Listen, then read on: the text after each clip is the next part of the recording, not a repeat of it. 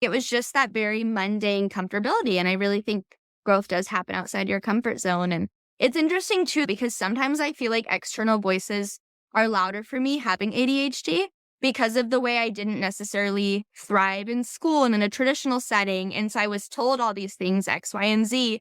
And so now when I make big decisions in life, I almost feel like it's still a trigger of that because I have ADHD. I don't know. Yeah. It's like you can't trust your brain to work anyways. And so are you sure that's the right decision? It's interesting how I think that's related.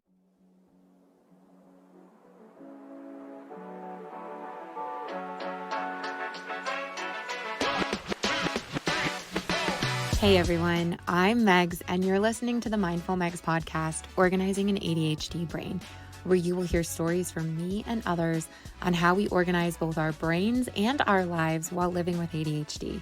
We talk about how ADHD can be your superpower if you know how to harness it.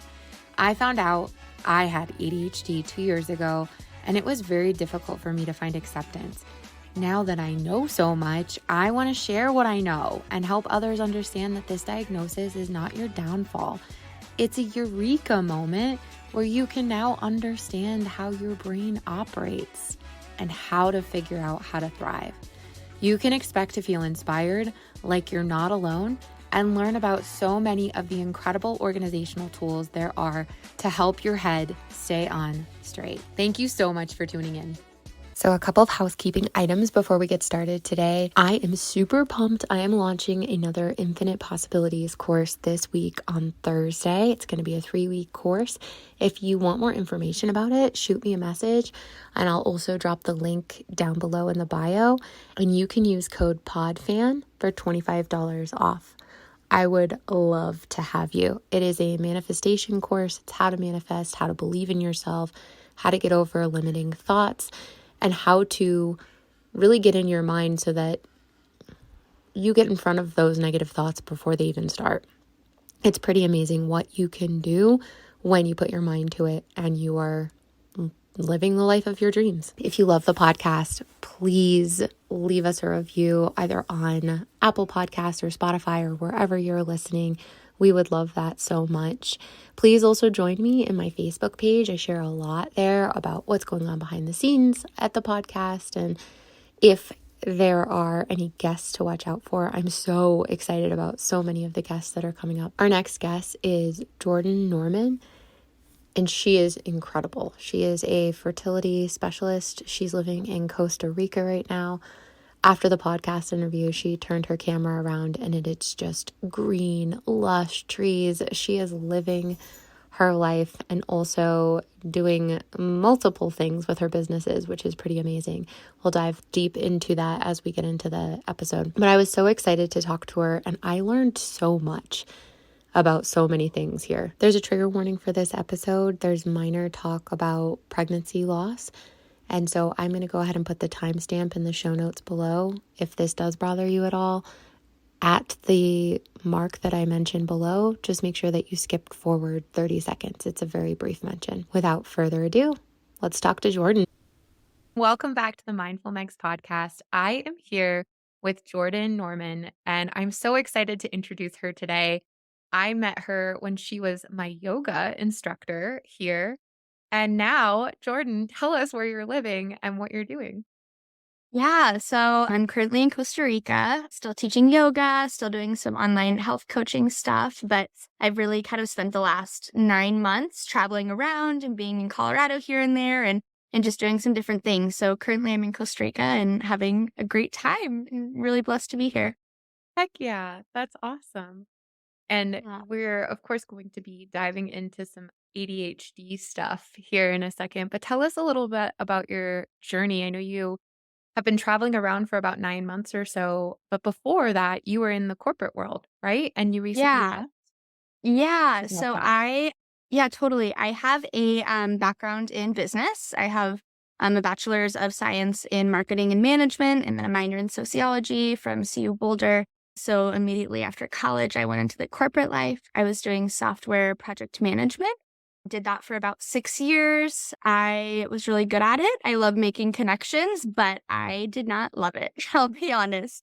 I didn't feel like I was making that much of an impact in the world, and I was leaving feeling drained and not fulfilled. So at the same time, I was teaching yoga for a few years, and then also kind of fell into my lap some fertility awareness coaching and Reiki healing as well, becoming a certified instructor in both of those. And so finally, just this last April, I took the plunge to do those three things more full time. And it's actually an interesting story how I got into doing it more full time. So my grandmother passed away the previous January, and my grandpa wanted to drive to Alaska.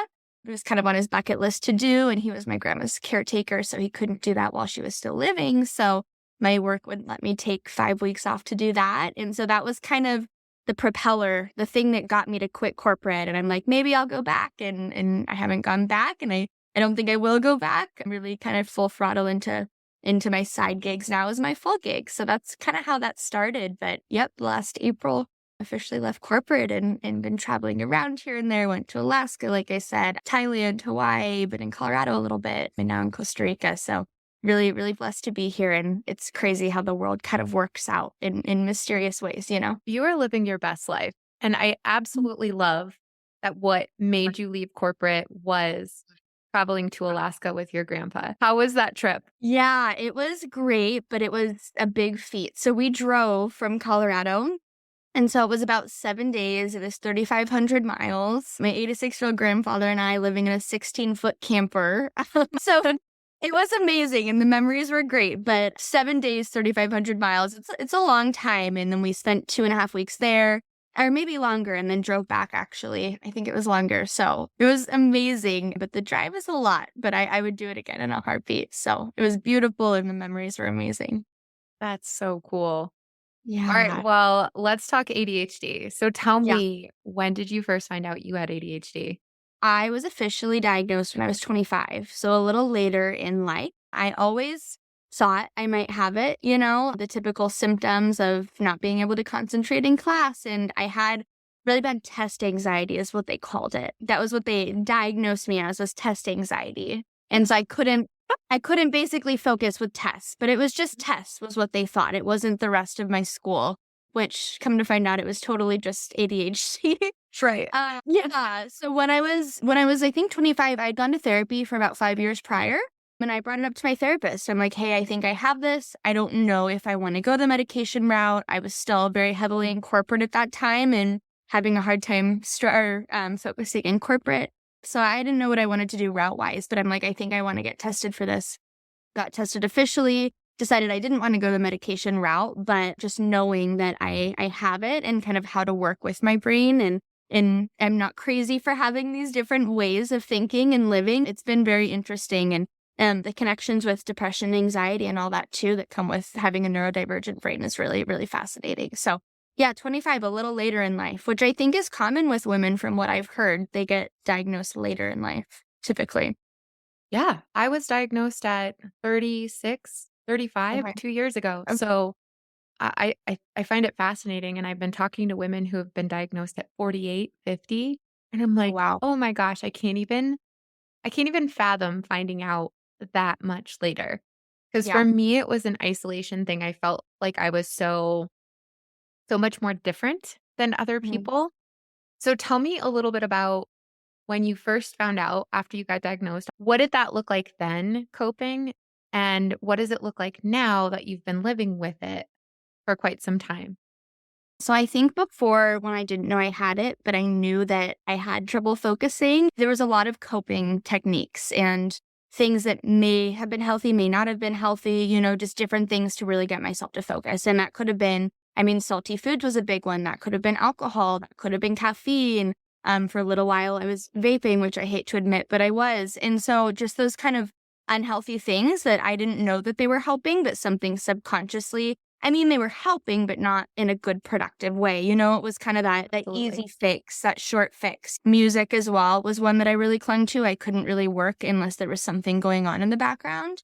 But I never really knew why this was. And then I got really frustrated if I had to go into the office for work and I couldn't have these things, or I would always blame myself and I would think I was stupid, or I would think like the imposter syndrome would come up like crazy because I just didn't know what was going on. And then now that I'm more officially diagnosed and reading up on it, like I said, I decided not to go the medication route. There's just different healthier coping I can help with. And even things like as simple as nutrition. I've noticed if I eat really protein dense meals, that helps with my focus more long term. And so it's less about the easy coping fixes and the self-blaming and the shamefulness. And it's more so, okay, this could be a pro and there are positives to it. And how can I work with it instead of, work with it in a more negative way, if that makes sense. Yeah. I'm fascinated that you're not doing the medication. And I love to talk about the different ways that we can organize our brain because while some people might be on medication, some people might not, but regardless, there's so much that we can do to either complement the medicine route or to not take medicine at all and still find ways for our brains to focus. So, can you expand on that a little bit? Tell us about other ways you have found to cope in a healthier way. Yeah. Yeah, totally. And I also want to say if people are on medicine for ADHD, all power to them. I think the Heck main yeah. reason I chose not to was I mean, I'll be honest, I don't know if this is bad to talk about. When I was in college, I did take Adderall a few times from friends. It wasn't prescribed at all. And it was great. And I could focus and I can sit in class and I didn't have that test anxiety I was just telling you about. But I felt very foggy still. Like I didn't feel like Yeah. myself. And my anxiety felt like I just felt out of body almost, if that makes sense. Tried Vyvanse too during that time. And that was another reason I'm like, okay, I think I have ADHD because I'm actually able to focus. I'm actually able Right. to be like a functioning person when I'm on this. So anyways, don't take medicine that's not prescribed to you. Disclaimer, putting that out there. But Lesson learned.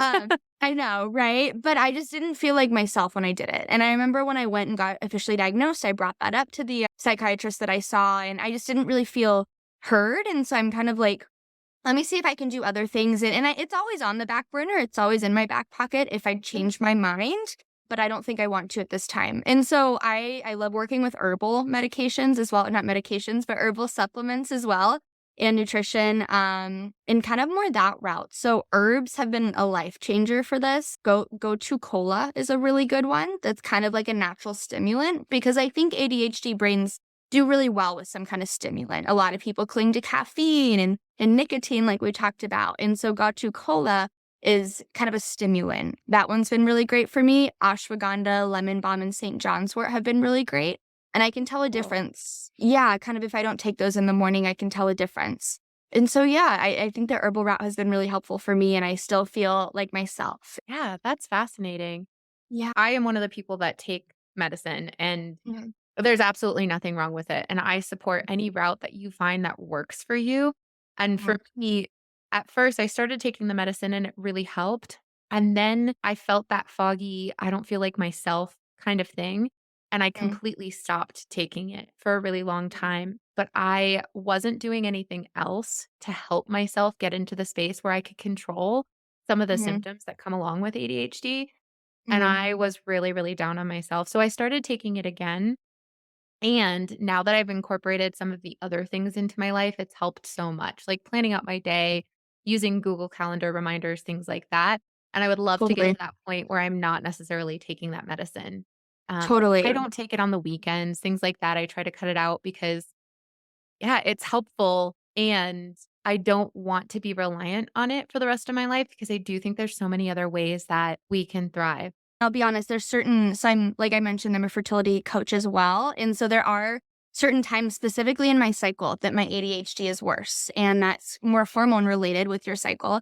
But I'm saying the herbs only go so far, kind of in those parts of my cycles. And I just kind of know and accept that my ADHD might be more erratic during this time. And I might not be as focused on work stuff. And that's when I dive into more my passion stuff and what I like to do. And so there are times where herbs only go so far. And I'm sure if I was on medication during those times, I would still be able to focus and go about my day to day. But I'm also kind of a strong believer that the cyclical living with women is great too. And so I don't know, it's interesting living cyclically with ADHD, but there are some caveats and some nuances. But just wanted to point that out. They only go so far sometimes. I love that you say that because when I take my medicine like a week before my cycle, doesn't work. It just doesn't work. And then I start to question what's wrong with me. Yeah. Yeah. And And then I'm reminded hormones. But I love that you say that because I've seen a couple articles on it, but I haven't actually talked out loud about it except for my husband. So thank Yeah, you for saying that out loud because I hope that other people can hear this and relate to that as well. Your hormones play such a big role in how your brain works. they do. Um, can That's you? interesting to hear that you Yeah. don't think the medication works during that, because I always assumed, because I've never been officially, formally long-term medicated for it, I always just assumed that wouldn't be the case if I was on pharmaceuticals. So that's interesting to hear that perspective for sure, because it is always your late luteal phase when all your hormones kind of begin to drop, progesterone's more high. That's always kind of when I notice it. So what does late luteal phase mean? Yeah. So there's kind of 4 phases of your cycle. So there's your period menstruation, which is part of your follicular phase. There's the other part of your follicular phase, which is pre-ovulatory. And then there's your ovulatory phase when the egg releases. And then there's your luteal phase, which is the phase post-ovulation until your next menstrual cycle, until your next period. So it's kind of that last half of your cycle. Progesterone is typically the hormone which more slows down the body, relaxes the body, can help with anxiety, but it's more depressant, helps with blood cell health. But it drops really rapidly right before your period as well. And then there's no hormones really. There's low estrogen, low progesterone. And so that's kind of a big time that a lot of these symptoms will be eradicated. Wow. Then on the flip side, during your ovulatory phase, estrogen is high. And some people experience more anxiety with estrogen because it does give you that energy, that boost. But that's the time that I find I focus the most. I have the most passion for what I'm doing. I really want to take initiative and do things. Yesterday I worked, which sounds crazy, self-employment life. I worked for 6 hours straight. And I promise you, and maybe this is part of my ADHD, maybe it's not. Maybe it's just my nature of work, but I don't normally work for that long straight anymore. I mean, in corporate, it's crazy. I was working 10-hour days. But it's different being self-employed. I work more in increments. But yesterday I worked for 6 hours straight and I'm like, what's going on? But it was approaching my ovulatory phase. And so I just had more initiative, more focus. And yeah, that's really the estrogen being high during that phase of your cycle. That's fascinating. Isn't it? Yeah. Yeah. So it's cool knowing that with ADHD too, because it's less shameful. I don't shame myself as much. I don't say what's wrong with me. It's just like, this is where I'm at in my cycle and this is what it might look like right now. And that's okay. And I'll get to it eventually. Oh, that self-awareness is so real.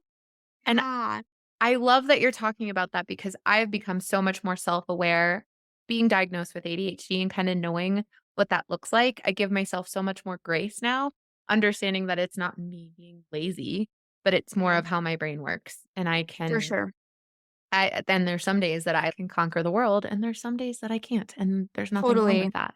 No, I relate to that so much. And honestly, I'm so blessed I'm not working corporate anymore or for the time being. Who knows if I'll go back in a different capacity at some point in my life. I don't know. But I think I'm able to work with my ADHD so much more being self-employed and being able to switch my schedule and work with my schedule based on my cycle or based on my ADHD. Because when you are in corporate is based on males' 24-hour hormone cycles. And women have 28 days hormone cycles. And then if you throw in other things like ADHD, it's less easy for women to navigate in that way. So interesting. Yeah. I've never thought Yeah. about it that way before. I loved how you said earlier that as you're going through your cycle or through the month and trying to figure out when to do your business stuff versus the stuff that you're more passionate about. How do you recognize that? How do you organize your life in a way that works for you so that you know what you can get done and when? Right, totally. So I guess most of the stuff I do nowadays I'm passionate about. So maybe that wasn't the right word choice, but I guess work that's more like using my brain in that level. I only do work I'm passionate about really now, the yoga, Reiki, fertility awareness method. But I think during my ovulatory phase, when it's more computer work, it's more building courses. I'm in the process of pre-recording all my courses into an online platform. And so more of Awesome. that work and replying to emails and setting up podcast interviews. More of that, like nitty-gritty meat and potatoes, I do during my ovulatory phase. When I know my energy is going to be higher, my focus is going to be higher, your confidence increases during your ovulatory phase. All of that work I do during that time.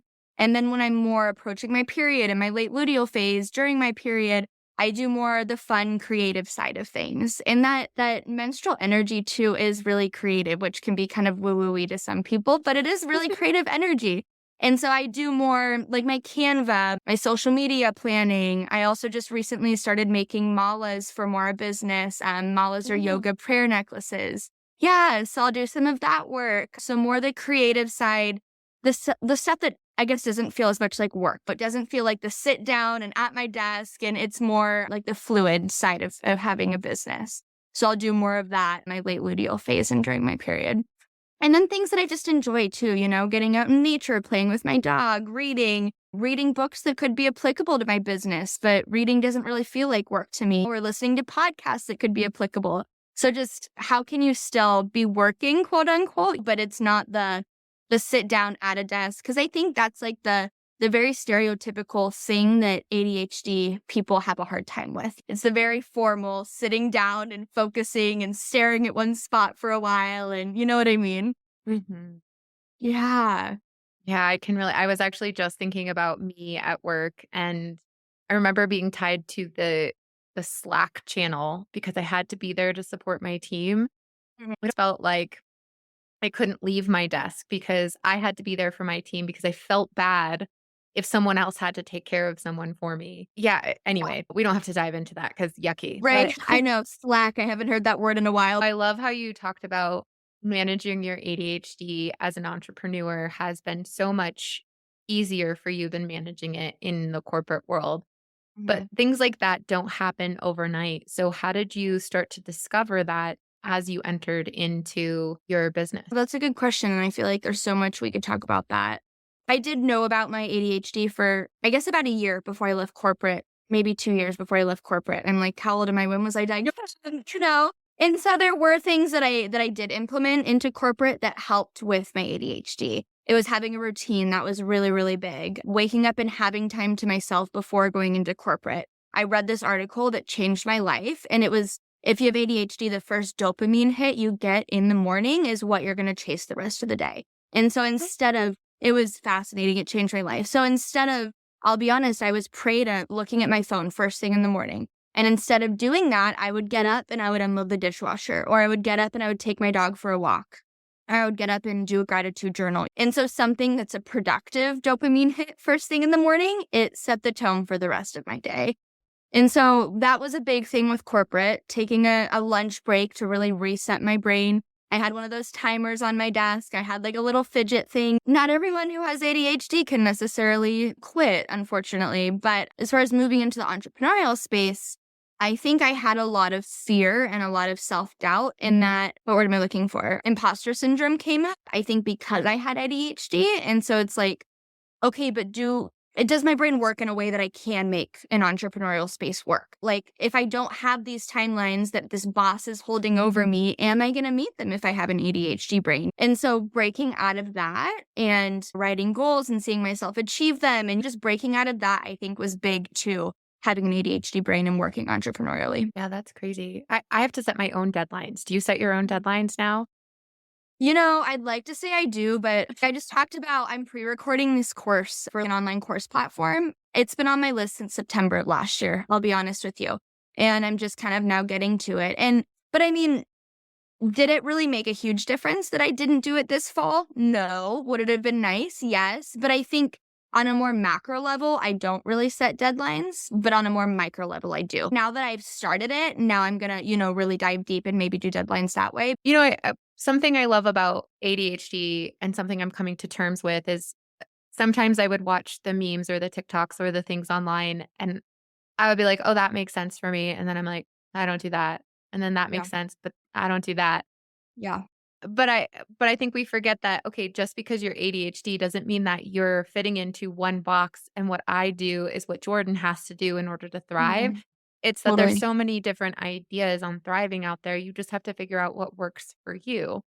So Totally. if it works for you to not set deadlines, but you have your own accountability method that you hold true to, that's what Right. works for you versus me. I know that I have to have something on the calendar. Otherwise, I'll start self-doubting and I'll be like, nobody wants that from me, right? But So, yeah. if I've Yeah. told people I'm doing something, I'm going to get that done. Yeah, Um, no, that's a really good point. And actually yesterday, so when I was talking about working for 6 hours yesterday, it's funny because I caught myself judging myself for this, but it's really, if that works for me, but it doesn't work for other people, great. So I was sitting and working and I was jumping around like crazy, but I got everything on my to-do list done. It just was very ADHD-like. I was hopping from one thing and it would remind me of another thing. So I would get here. I was judging myself because I'm like, okay, Jordan, if you were in medicine, maybe you wouldn't do this. Or is this the right way you're supposed to be working? Or is this unproductive? But at the end of the day, I felt fulfilled and productive. And so if that's what's working for me right now, and I don't have to judge myself for it, and it is what it is. I think what's crazy too is the only person who was getting in your way yesterday was Me. you. And then Yeah. the only person who accomplished everything yesterday was you. Yeah, you're right. No, And you're so, totally right. gosh, we do need to give ourselves more grace on a regular Right. basis. Totally. That's why I just wanted this conversation needs to be normalized, because the more we talk about how we get things done, the more we can celebrate those little things, those little Totally. wins, and be okay Totally. with the fact that sometimes we need to lay on the couch and do not a damn thing. Right. No, absolutely. It reminded me of this article, though, kind of the jumping around yesterday that I did. I read this article recently that said women tend to jump around more with their ADHD. Like one thing reminds them of this or this reminds them of that. Whereas men just get distracted as a whole and kind of don't do anything or don't do any task. And it said that biologically, that's because women are typically mothers. And so they need to be able to pivot that way. And I found that fascinating. I don't have kids myself yet, one day, hopefully. And so I found that fascinating. I don't know if you relate to that or any of the men you've interviewed or anything like that. You've heard anything similar, but I'm curious. I don't know.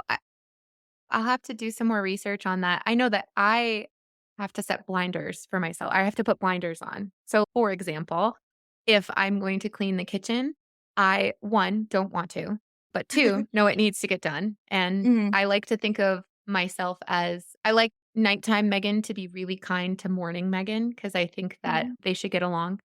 So I Mhm. set a timer for myself. So 15 minutes, that's the time I have. Once I set that timer for 15 minutes, once it goes off, I'm not allowed to do anything else. But if I didn't have parameters that I set for myself and rules, then I would go into the kitchen, I'd start cleaning something, but I would notice a towel that needed to be washed. So I would walk into the I'd walk into the laundry room to do laundry. And then I would be like, well, if I'm putting this in here, I might as well start a load of laundry. But then I noticed that there's also stuff to be taken out of the laundry. So I might as well just put that in a basket. And then I'm going to go grab the kids' clothes and things like that. So my brain will continue to take me on a trail of all of these little things that need to get done. Mhm. And with an ADHD brain, it's like you either get things done right away or not at all. Mhm. Because if you don't do it right now, it's going to leave your brain. Your brain is working so fast and it's going down this Mhm. long train tunnel. It's like a runaway train Mhm. that you have no idea where it's going sometimes. So anyways, setting those blinders and reminders for me really help. And my Yeah. husband has ADHD as well. And I think he can be very similar. And he's really good at organizing his day. He has like a Yeah. set of things to do. We do that thing where we wake up in the morning, 5 a.m. We focus on gratitude, journaling, we Mhm. meditate, things like that so that we can. I didn't know that though, the whole dopamine thing. Can you Isn't that share that fascinating? article? Yeah, And it's been a while since I've seen it, but I'll have to dig it out and find it because I swear I could just see it making a difference in my life for sure. Yeah. my day is completely transformed in one way or another if I don't wake up at 5 a.m. And that's Okay. really hard. I have when I wake up in the morning, I still don't want to. And I've been doing this Yeah. for over a year. But I wake up in the morning and I always tell myself, I'm so happy to be awake right now. Yeah. Even Yeah. though I'm You like, have to. Those little brain tricks, you know? You yeah, have to. And not ADHD related, but study related. And I think it's yoga therapy specifically too, and kind of the ancestral. It's called Ayurveda. It's like a yoga health Chinese. It's like yoga, but I think it's also Chinese medicine. Anyways, it's a way of living, Ayurveda. And it's basically saying if you wake up with the sun, then your whole day is going to be set better as well. But if you wake up after the sun, then it's going to be more difficult. And so waking up at 5, I assume you're waking up before the sun with the sun. And so there's also, I mean, not ADHD related, but there's also aspects of that as well. I'm better at it when I'm here in Costa Rica, I'll be honest, because the birds wake me up and the monkeys wake me up and I'm up. But when I'm in Colorado, I have a hard time waking up with the sun, I'll be honest with you. yeah. Oh I my gosh, do. I can hear some of the birds in the background and it makes me Yeah. so happy. There's so much wildlife and bugs, and there's so much here, but it's such a biodiverse place. It's just great to be in. Tell us a little bit about the work that you do. I'm absolutely obsessed that you were like, I'm leaving the corporate world to focus on these three things, right? It's not one thing. It's not one business. It is multiple Right. things that you're really good at. And really they all tie into each other. And for me, I am a professional organizer, I'm a podcast host, and I also teach a course on infinite possibilities and believing in yourself. And for Mhm. so long, I'm like, should I just choose one thing? And then I'm like, no, I need it. I need all of these things because they Yeah. all make sense to the life that I want to live and my purpose. Totally. Totally. So Yeah. They relate to the three things too. And I have the totally. same thought. I'm like, should I focus on one thing? But I think when they tie into each other and when your clientele could relate to all three, it is a good supplement. So yoga was the first thing that I got into. I've been practicing myself since 2010, and then I became a teacher in 2018. I'm a 500-hour teacher. And like I said, I was teaching while working corporate still. I was very overwhelmed working corporate and teaching. So there was about a year before, 9 months before I quit corporate, that I wasn't teaching yoga because it was just too much. But yeah, really passionate about teaching yoga and helping people connect really with their minds. Yoga changed my life in more mental health capacity than a physical capacity. And so I really like sharing that with individuals. And a lot of people just assume it's to be flexible or this, and that, and they don't realize the mental and spiritual benefits you can get. So that's a big passion of mine. Reiki kind of fell into my lap, actually. One of my friends who I did my 500-hour yoga training with, my 300-hour that made me a 500-hour teacher, she just came up to me one day and said she was a Reiki master and she was going to do a workshop attuning people and she wanted to practice on someone.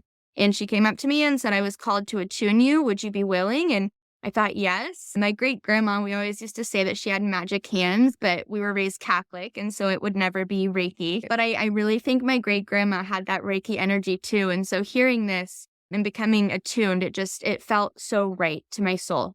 And so I'm a level 3 Reiki practitioner, not a Reiki master yet, maybe one day. But that goes really hand in hand with yoga. In my yoga classes, I'll try to add some Reiki energy with my adjustments and whatnot, and then seeing clients on the side as well. And it could be great for physical, mental, or spiritual healing. Kind of like a massage for your aura. It's hands off or hands on, but it's not like a massage. It's more so energy healing. So really passionate about that. But then the fertility awareness method, I don't want to say is my bread and butter, but I probably spend the most time doing this. And I'm passionate about all of them, but life experiences, I'm really passionate about this one. So I'll be honest, I don't mind talking about it. I was on birth control for 10 years, always had negative experiences. But then I ended up falling pregnant on the copper IUD when I was with my long-term partner, ex-partner. We're not together anymore. Wasn't told my options. They told me I had to remove the IUD, ended up miscarrying. And so I kind of thought, there must be a better option out here. And then if something does happen and I want to keep the pregnancy, it wouldn't harm the pregnancy. And so I didn't really feel like I had much to lose. My friend introduced me to the fertility awareness method and said it's supposed to be 99.66% effective, but obviously it's not a pharmaceutical. People aren't as confident in this, but I didn't feel like I had much to lose. And so I'm like, okay, let's try it. And it's basically tracking your cycle, tracking your fertile biomarkers, and then aiming your sexual intercourse days based on when you're fertile and not is kind of high level what it is. But I dove deep into that after that experience. I used it for about a year myself to prevent pregnancy.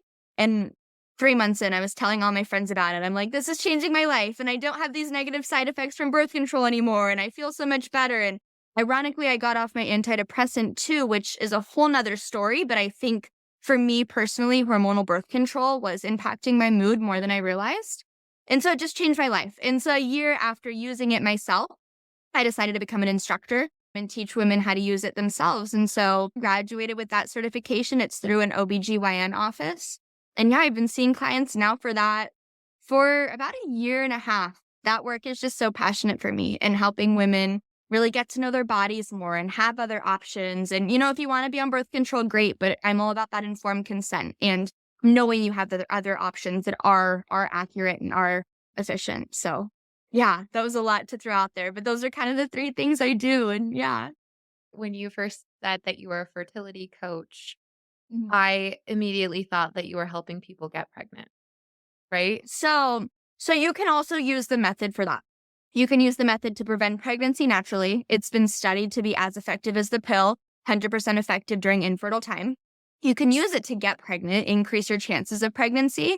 A lot of women maybe don't know when they're ovulating or have longer cycles, and so they don't know. So you can use it to get pregnant too. And then the third thing, which is really cool, you can also just use it to gauge hormonal health. So I'm not in a relationship right now. I'm not really having sex, but I'm still using it to tell, am I ovulating? Is my estrogen sufficient? Is my progesterone sufficient? These hormones can impact so much more than just your fertility. It can impact blood vessel health, prevent osteoporosis, brain health, breast tissue health. It can help all these things. And so I'm more so using it now just to gauge hormone health. And it's a really non-invasive way to do so as well. So my more forte, more the clients that I see want to use it to prevent pregnancy, but you can use it for all three things actually. That's fascinating. Yeah. I had no idea. Yeah, I Yeah. mean, I didn't even consider that, and that is such a cool thing. Well, especially you talking in the beginning about the hormonal cycle.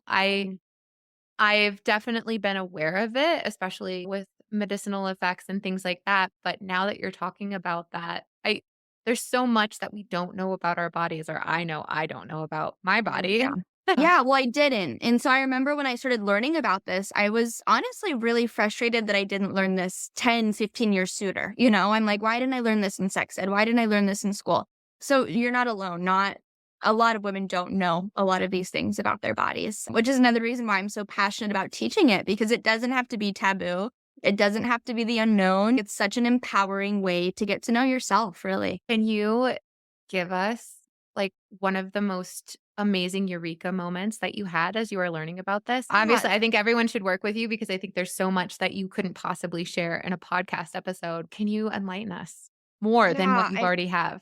I know. I mean, there's so much, but I think the main thing was that ovulation is important for more than just your fertility. I did not know that. I was on hormonal birth control for 10 plus years, which basically shuts down ovulation. And so I didn't think it was important. I kind of mentioned a few moments ago, it's great for preventing osteoporosis. It's great for preventing dementia, your brain health, your bone health. Risk of breast cancer goes down with ovulation. And so I didn't know how important ovulation was apart from just pregnancy and fertility, frankly. So yeah, that really blew my mind.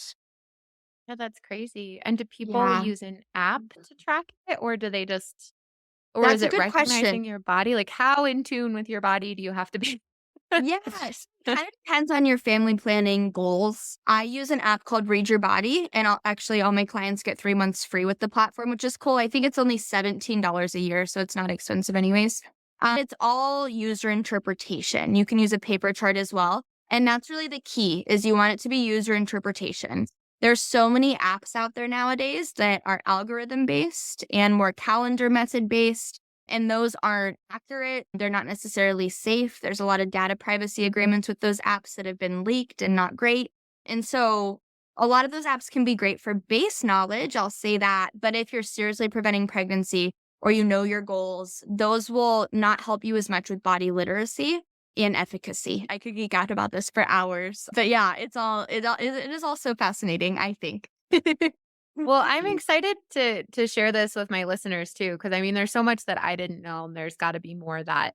That's why I love podcasts in general. There's so much information out there that we don't know, and the more that we educate ourselves, the more we can make better decisions for our So bodies and our lives. much. Our I brain. know.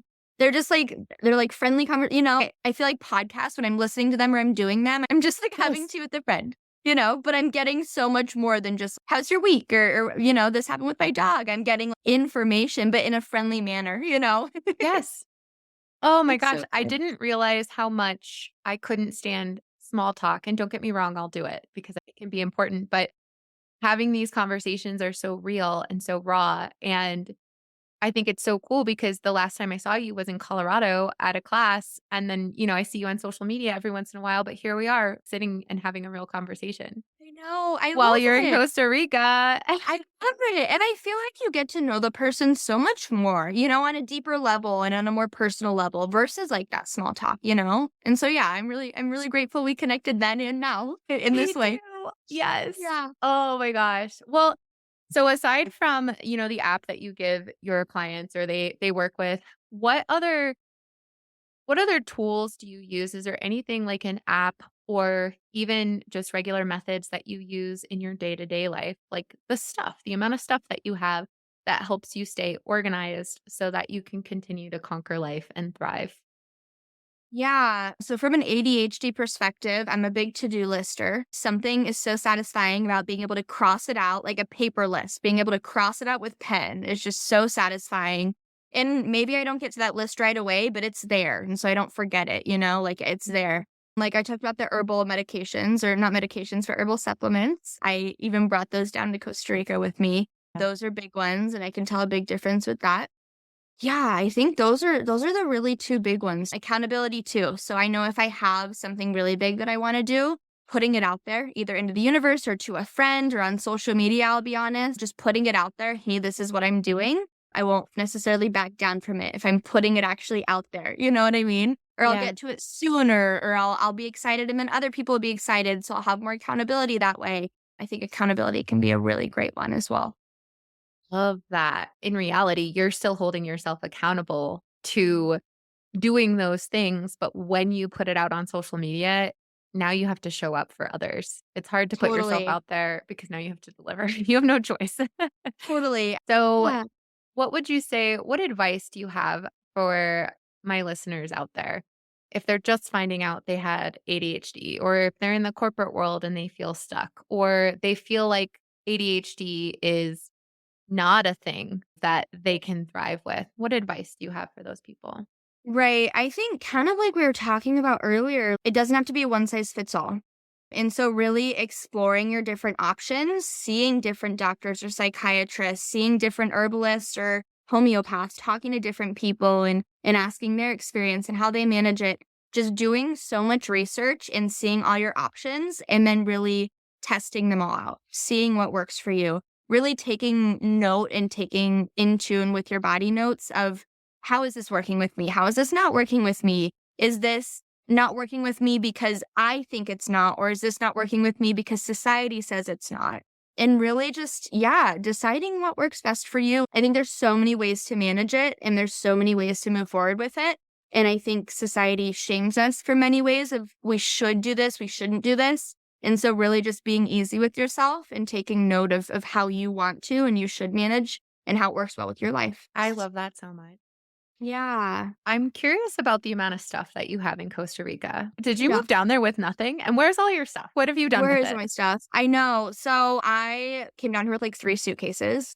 So I did bring a lot. I think the majority of my suitcase was supplements. I don't have that many clothes because first of all, it's hot, it's humid. And so you just kind of don't need a lot of clothes anyways, but Yeah. I can be very minimalist and if I don't have a lot to wear, then that's fine. I sold a lot of my stuff. I ended up getting rid of the condo I've lived in for 6 years in Colorado Springs, which was a big emotional feat for me, I'll be honest. But I also feel like doing that put out to the universe that I'm ready for something different, and there's room for something more. And that place was honestly bogging me down so much. It was comfortable and it was affordable, but it was not my place and it was bogging me down. So I sold a lot of my stuff, but honestly, I have a lot of stuff still in my grandpa's basement. So I stored a lot of stuff there. I thought I got rid of more than I did. And I swear I got rid of like 2/3 of my stuff at least. But the amount of stuff that I ended up storing there, I'm like, oh, I'm actually keeping a lot. But I did like the whole Marie Kondo thing. I'm like, this gives me joy, this doesn't. I got rid of my couch. I'm keeping my bed because mattresses are so expensive nowadays. So if I need one. But yeah, I definitely have a studio apartment worth of stuff now where I was living in a 2-bedroom, 2-bath. So Cool. Well, that's yeah, incredible. And I love that you talked about letting go of something that was so comfortable for you because mhm, a lot of the work that I do with helping people declutter is it's hard to let go of something that you are attached to, that it does make you is. feel comfortable or brings you feelings of nostalgia. Tell me about when you let go of your condo, thinking about it now, I should say, months later. How does that feel now? It feels great now. It's not mine. Society is like, was that the smart move? Like if whatever you're doing next doesn't work out, you're not going to have a cheaper place to go back to, like you're not going to have a comfortable place to go back to. And so I think it's less I don't feel good about it because I feel great about it. And that place really was keeping me stuck. But it's more so, was that the smart, safe, whatever thing to do that was put on me in some way or form, if that makes sense. Oh my gosh, yeah. I felt that Yeah. when I left the corporate world. I just Okay. talked Yeah. to my best friend the other day. She's thinking about selling her house and buying a condo, and people are trying Okay. to talk her out of it. And Okay. it's interesting because I feel like we have all of these voices telling us what we should do, Yeah. which makes us hold on to the things that are holding us back from the Totally. things that we could be doing. Totally. Yeah. Because when I say that condo was comfortable too, it was comfortable in the worst way possible. Growth really happens outside of your comfort zone. And so could I have stayed there forever and lived this mundane life? And yes, I could have, but I wasn't happy. I wasn't thriving, it was just that very mundane comfortability. And I really think growth does happen outside your comfort zone. And it's interesting too, because sometimes I feel like external voices are louder for me having ADHD because of the way I didn't necessarily thrive in school and in a traditional setting. And so I was told all these things, X, Y, and Z. And so now when I make big decisions in life, I almost feel like it's still a trigger of that because I have ADHD. I don't know. Yeah. It's like you can't trust your brain to work anyways. And so are you sure that's the right decision? It's interesting how I think that's related. That makes a lot of sense, though, because when I went to the corporate world, it felt like the safe thing that I should be doing. And Mm-hmm. when I left, I I became more confident in myself than I ever have been before. Mm-hmm. And in the course I teach, something that we say is thriving is our default setting, not surviving. But so Mm-hmm. many of us are focused on surviving based on the society that we live in. All those outside voices, though, what it comes down to is we're making the decisions. We're the ones who still get in our way when it comes to getting to that place of thriving because of what everyone else is saying. So I know a lot of what we're doing and becoming entrepreneurs and putting ourselves out there is dropping the ego and letting Mm-hmm. go of what anyone else thinks of us, because just showing up authentically as ourselves is the best gift that we could ever give to ourselves. Totally. Totally. I love that. Thriving is our default, not surviving. I love that so much. Mhm. That is so good. Heck yeah. I repeat every day, I'm exactly where I need to be today. That's a big mantra for me too. I love that one. I personally think your path will always get you where you're meant to be. Maybe it'll take longer, maybe it'll take a detour, but I kind of visualize it as a web. And so eventually you'll get to where you need to be, but it might look a little different. And so you are always where you need to be. Even if it's not where you want to end up, it's still necessary in that journey. There's so much good stuff. Jordan, I feel like we just became best friends. So I know. We now are. we should just call this the Megs and Jordan podcast and just Yes. talk for the rest of our lives. So Right? I know. I feel like we could talk forever. yeah. I've learned so much from you. What superpower do you feel like ADHD gives you? I think creativity. Yeah, being able to think outside the box, which I thought was a con for so long with ADHD. Before I knew I had ADHD, I thought it was a con that I didn't think in a linear manner like other people did. But I think now, knowing what I know and living how I live, I think it's such a such a superpower. Yeah, just thinking outside the box and being able to take different approaches to way of life. I love that so much. And I've been saying since I found out I had ADHD, there's no one that can put us in a box. We can't fit into a box because there's so much that our brains can do. It is fascinating. And I cannot wait to see how you continue to unfold in your own journey. Thank So you. tell us, how can we find you, Jordan? Yes, thank you. So I have a website, ivywildwellness.com. You can find my fertility coaching on Instagram and on Facebook at ivywildwomen. And then you can find more of my personal yoga page on Instagram at Adventures of Jordan Norman. I post a lot about my travels and such there. And then on Facebook at Jordan Norman Yoga. So that's kind of the main ones right now. But ivywildwellness.com will link you all there as well. Cool. And we'll link all of those in the show notes as well so people can find you. And thank you so much for showing up authentically and just being yourself and sharing so much. I know I learned so much. I'm sure that others did too. Thank you so much. And thanks for having this podcast as kind of a vessel to allow people to do that. It's really beautiful.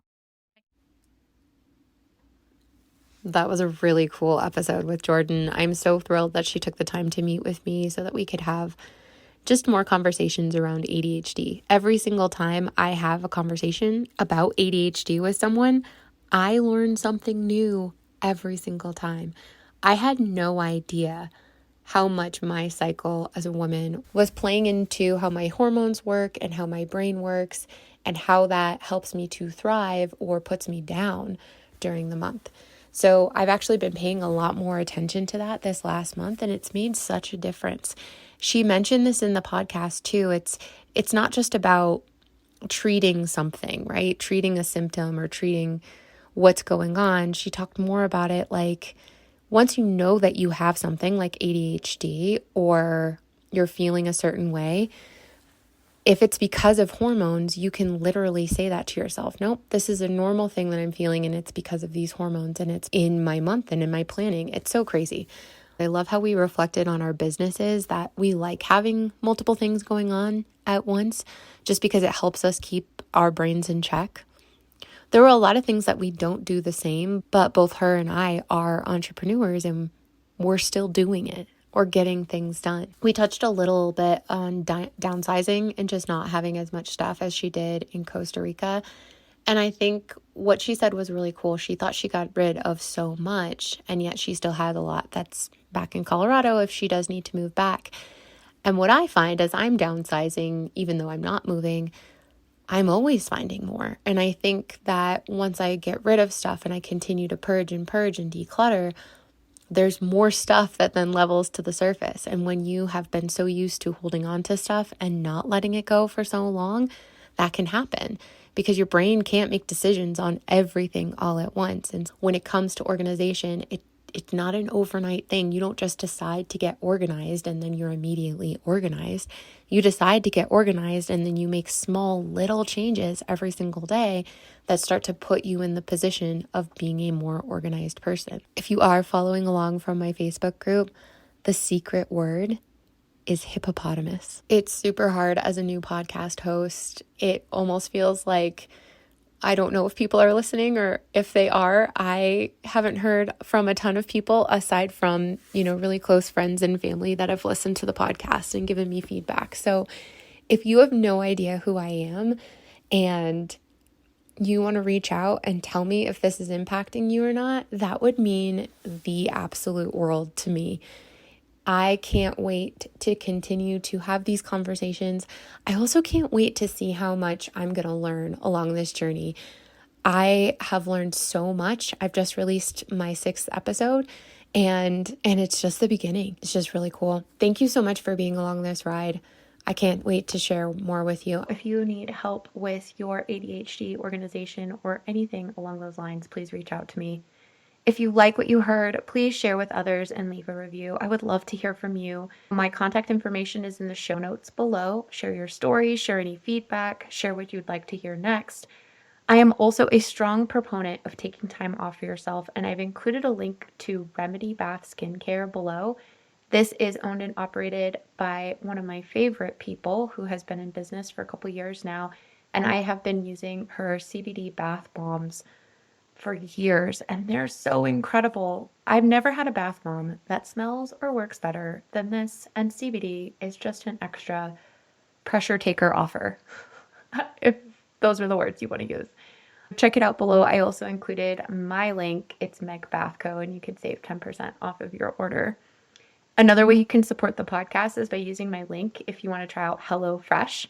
It's an amazing way to automate your grocery shopping and try new foods. It takes so much of the thinking out of planning for the week. My ADHD brain has been so appreciative of HelloFresh. We've actually been using for I think all of 2024 now. We've tried so many new foods, some that we didn't like as much as we have liked, but so many amazing flavors. And I'm so thrilled to not have to think ahead to try to figure out what's for dinner, especially when my husband and I are managing jobs and then, of course, our kiddos at the same time. I want to reiterate, I am not a doctor, and most of the people I talk to are not doctors or medical professionals. What's really important here is that you shouldn't be using the show to diagnose I wanted to make this show available to people who wanted to be able to relate to other people like them. I know I needed this tenfold when I first found out that I had ADHD, and I didn't know there were so many other people out there who had either gone through similar circumstances or were going through them at the same time as I was. So if this helps anyone feel like their brain works like other people's and we can relate to something, if you're trying to figure out if you have ADHD or not, please talk to your therapist or a medical professional so that you can truly understand what kind of options you have out there for support and, of course, for medicine. And then come here as you're along the ride for the journey and listen to people who are going through similar circumstances and understand that it's not a one size fits all sort of diagnosis. There's so many options and opportunities out there for you. Thank you so much for tuning in, and I can't wait to hear from you.